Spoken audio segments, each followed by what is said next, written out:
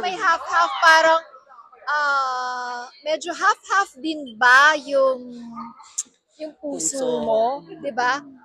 More on siguro kapag sinuot mo kung ano mang sash, kung ano mang country, and whatever country that you're going to wear, wholeheartedly. Can I just ask what your stand on the issue right now na club sa social media right now about the halfies? You know about that now?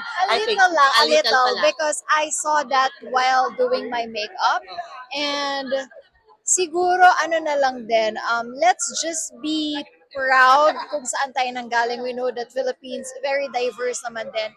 For me, I am quarter American. And I am proud siguro to all the people who helped me to become the woman I am today. It's not about the nationality that we are carrying. It's all about the values that we have. Ganun na lang siguro siya.